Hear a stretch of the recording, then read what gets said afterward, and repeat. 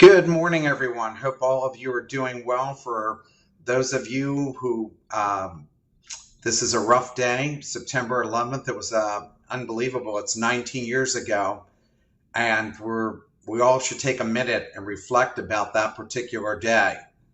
It was and we all remember where we were that day. For those of us who were alive, because some of our listeners are probably too young to even remember this, but I remember it clearly. And I thank all the police and fire and everybody who got involved that day to rescue those who were still alive and to help those who were in great despair and were in a position where they never expected to be when they woke up that morning.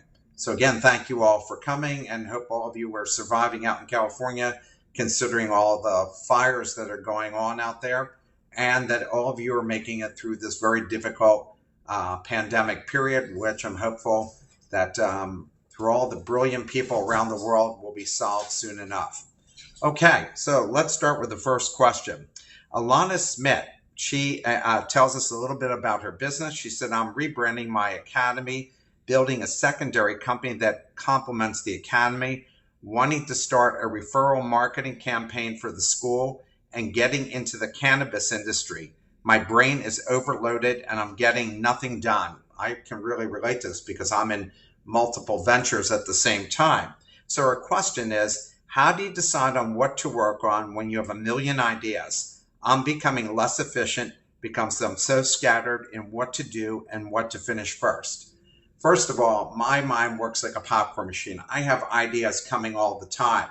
If I were you, I would go and write out each idea that you have in your head, find out which ideas would take the least amount of time to both execute, but have the highest earning potential for you, and that fit with what you do on a daily basis. So for instance, let's say you had a great idea for a new type of dry cleaning service, but you're really not in that business. That may not make the most sense to go and spend that time.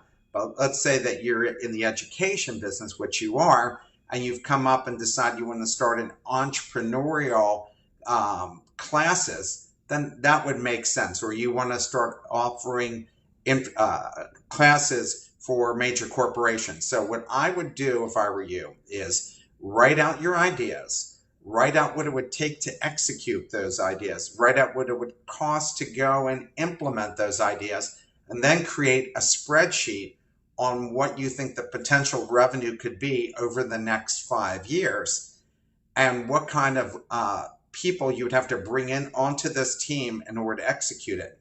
I have a new venture now I'm hoping to roll out soon, and we thought it would take 6 months to build, and it's taken over a year to build because we start learning new things all the time. So things take much longer than you think, and then you have to get other people involved that you never dreamed that you would have to also get involved in it. So again, look at things that relate to what you do on a daily basis. So you have expertise in that area, write everything out, share it with other people who give you honest opinions, spreadsheet all the cost and income, and then determine what makes the most sense and try to narrow down to 1 or 2 new ideas each year that you want to go and implement. More than that, you won't be able to give all those ideas enough time, and those things will end up cratering because they're all half-baked. Good luck with your new ideas. The next question is from Gabriel Race, and Gabriel's business description is, up until a few months ago, our company used to be a fully family-owned business with my parents and I being the 3 owners. Recently, a new partner bought part of the company, and thanks to resources he brought in, we're expanding in many more directions than before. Part of those resources is the staff he's brought in to help deal with our increasing number of projects. I'm personally overseeing some of these projects, and the more involved I get, the more I get the feeling that this new staff sees only our new partner as their actual boss. The question is, what steps can I take to establish my authority with employees and contractors a new business partner has brought in from his own network? So there's a couple things that I would do if I were you.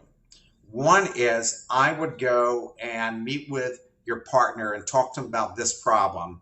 And I would have the partner tell the employees that he's now a partner of yours, that you carry just as much weight as what he does. And then, of course, the one thing that you're going to do to win them over is showing them that you're very competent, that they can trust your leadership. Because when they're used to a certain leader and the way he does things, it takes a little while to win them over. So there's going to be a certain amount of patience that's required.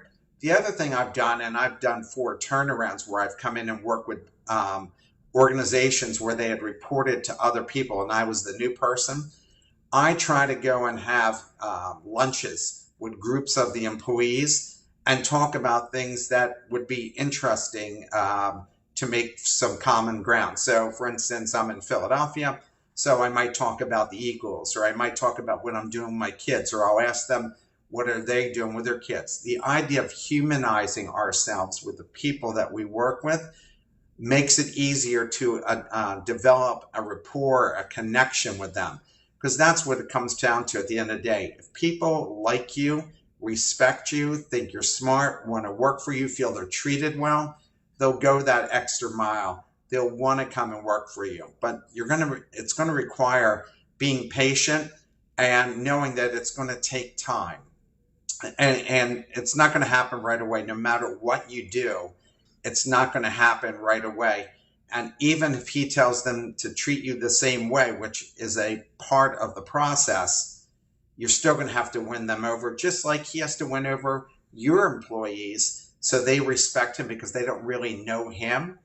And now that's going to be required on his part. So again, take the time to get to know them, put in the extra effort, and over time it will be fine because they'll see how smart, clever, hardworking that you are, that you can be trusted, that they can come to you with problems, and then over time it will all work out. The next question is from Joe Nugent. Joe, I own a home inspection and home watch company. And my question is, where do I find the best way to automate my business, and what person besides me would be best to help implement those initiatives? So if you're looking to automate your business and you are not particularly good at it, there are lots of consultants out there that are very good at helping you figure out what's the best way to go and automate your business. So I would go and contact your Chamber of Commerce. I would look on trade associations with operations people. I would contact SCORE and ask them. And most importantly, and I hope you're already doing this, and that is asking our leader, Sean, who he might suggest to introduce you to help you work through the problem of automation and helping you with the implementation of this. Because somebody who really has done it before, has laid it out, they're the best possible people to go get involved, and it will shorten the cycle for you to be successful. Our next question comes from, and I'm sure I'm butchering this name, Van Wyk, W-Y-K. Here's a description of his business. Right now, the rate at which I'm getting projects and daily tasks done is too slow. This is hurting both my company's efficiency and my ability to make money. At first, I thought I was scheduling issue, but even if I have a strict schedule, I'm not sure I would be able to work fast enough during my blocks of time, because I put here, but if I had to summarize them, they are all some form of, I am doing this the right way. Am I doing this the right way? So then that leads me to do more research, which leads to more analysis and paralysis. And another, it should, because in the back of my head, I'm thinking, is this making sense? Am I leaving out any important information? Dang it, now I'm behind on other things. And hopefully that enough context. Thanks in advance for your help.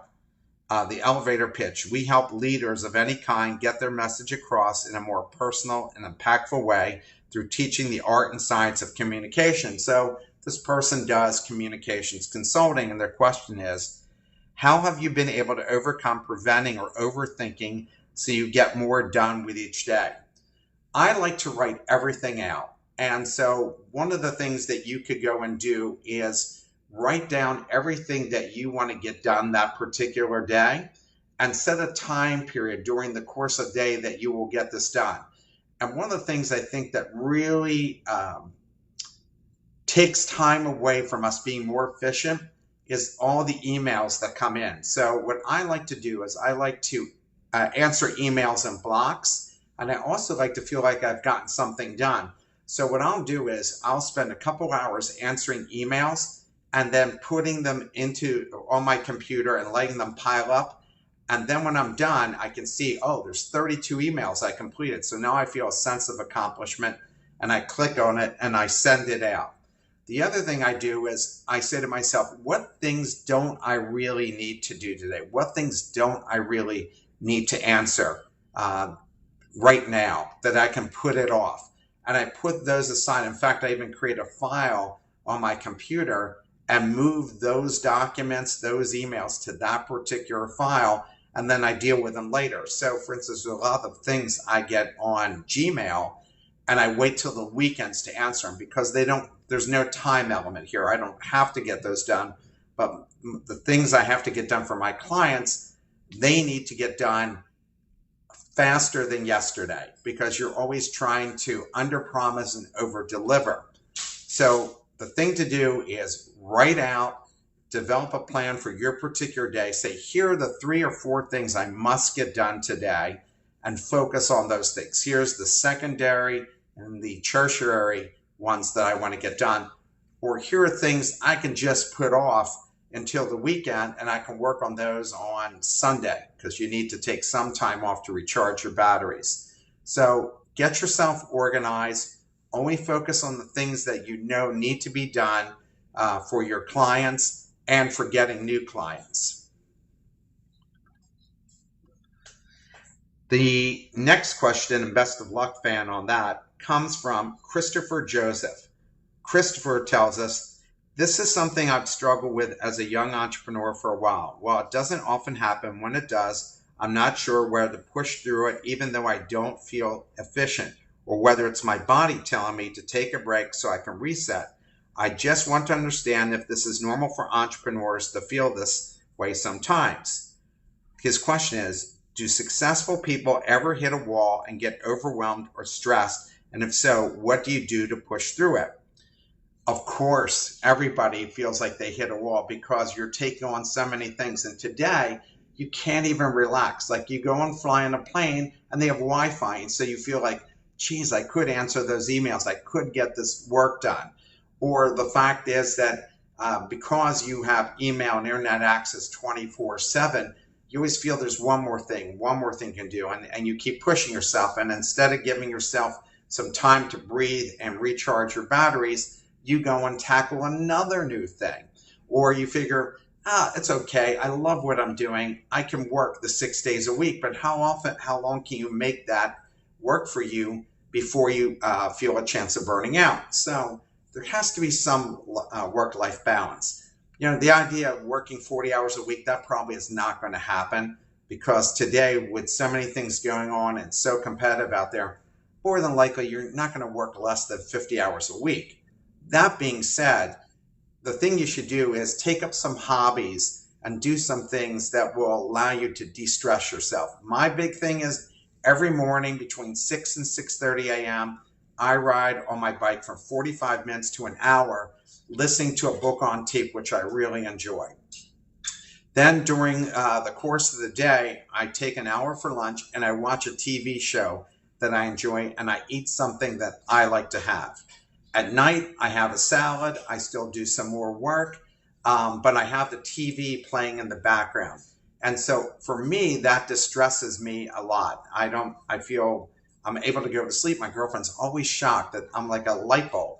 As soon as I hit the bed, I'm out and I wake up the next morning. I feel refreshed and I don't feel tired in the least. One of the things I do before I go to bed, and I do this all the time, I read anything that isn't business related. So I'll read a mystery, a biography, a suspense novel, because that allows me to clear my brain so I can sleep easier at night. So I don't want anything that's going to be stimulating. I want things that are going to de-stimulate me before I go to sleep. So it's not unusual to feel overwhelmed and stressed, but what you need to do is realize what's stressing you out, get rid of things that you don't absolutely have to go and do, and exercise is really, really key to distressing yourself. Even if it's walking, walking your dog, taking a walk with friends, going for a run. I have an uncle who loves to go and row in a river. Any of those things is going to be helpful for you. But you can't be just work, work, work. You have to go and try some things like spin cycling classes, yoga. I have a cousin of mine who's a very successful lawyer, and he does a lot of yoga and meditation. That helps him. So find the thing that works for you. But again, if you're a high achiever, yes, you're going to feel overwhelmed. That just goes with being somebody who's super successful. And everybody who's part of our group, they're all super successful people. Next question comes from Tatiana Rachel. I hope I pronounced that name correctly. Rachelle. Oh, and her last name is Blood. Tatiana Rachel Blood. So Tatiana tells me, I'm breaking into a women's accessory business with a new product. What makes it unique is a new feature I'm adding to the accessory. I think it's a good idea, and the women I've talked to about it seem to like the idea. Excuse me a second.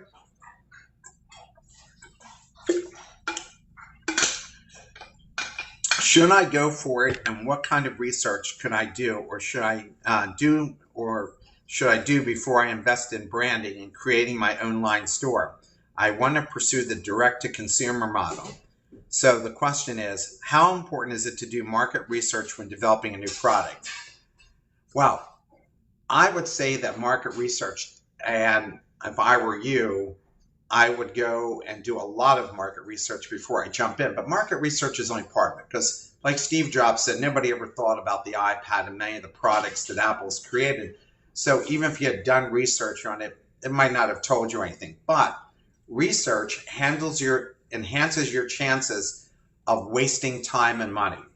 So for instance, I had this idea to provide bankers with a new type of marketing service. And I went out and talked to 10 bankers, and the banker said, well, that's interesting. You know, we tried something like that once long ago, but it didn't kind of work out. But I thought it had great potential.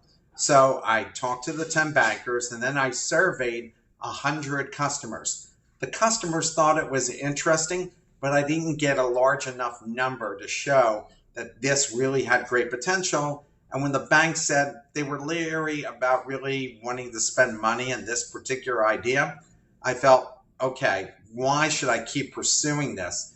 Because nobody really is going to go and embrace it, and it'll be nothing but an uphill battle. There's a very famous entrepreneur that I deal with, and he has this new idea. And essentially, it's telling the story of a company and creating an audio tape about the culture of the company. He hasn't been able to get anybody who wants to spend the money doing this during the course of the year. So if basically the market is telling you, I'm not really interested in this particular idea, and yet he keeps moving forward with it. And I think the problem is that he loves the idea himself. And if it was out there and he could buy it, he would have bought it for the company that he had built. And so sometimes entrepreneurs fall in love with something that nobody else really cares about. I know somebody else who has a really cool electronic device, and I wonder, why would somebody actually buy this particular product?